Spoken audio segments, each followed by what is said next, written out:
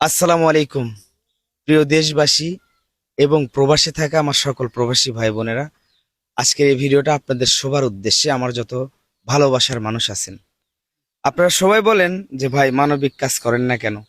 তো আসলে মানবিক কাজ কিন্তু আমি করি না, আপনাদের উপরে ভরসা করে একটি মানবিক কাজের জন্য আজকে আসছি।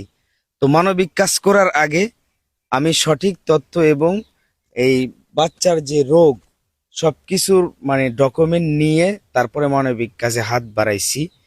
তো বিষয় হচ্ছে, ছোট বাচ্চা মেয়ে, আহ 4টে হাত ফুটা, আর ওনার বাবার এমন কোনো সামর্থ্য নেই যে ওই বাচ্চাটার চিকিৎসা করাবে। আর মানে এটা এতই মারাত্মক একটা রোগ হয়েছে।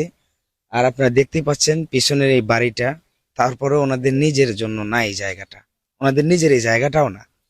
যাই হোক, দেশ এবং মানে প্রবাসে থাকা আমাদের সকল প্রবাসী ভাই বোনদেরকে বলতেছি, আপনাদের একটু সহানুভূতিতে এই ছোট্ট বাচ্চার প্রাণটা বেঁচে যেতে পারে।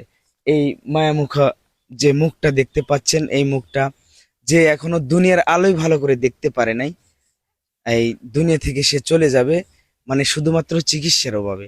তাই আপনাদের সকলের কাছে আমার বিনীত অনুরোধ, কখনোই আপনাদের কাছে আমি মানে এরকম কিছু চাইনি। আমাদের দেখতে পাচ্ছেন একটি বিকাশ নাম্বার দেওয়া আছে, আর এই নাম্বারটা হচ্ছে এই বাচ্চার বাবার নাম্বার। আপনারা যে যতটুকু যেখান থেকে পারেন দিয়ে সহযোগিতার হাত বাড়িয়ে দিয়ে এই ছোট্ট বাচ্চাটার পাশে দাঁড়াবেন, এতটুকুই আপনাদের কাছে চাওয়ার। আসসালামু আলাইকুম, সবাই ভালো থাকবেন।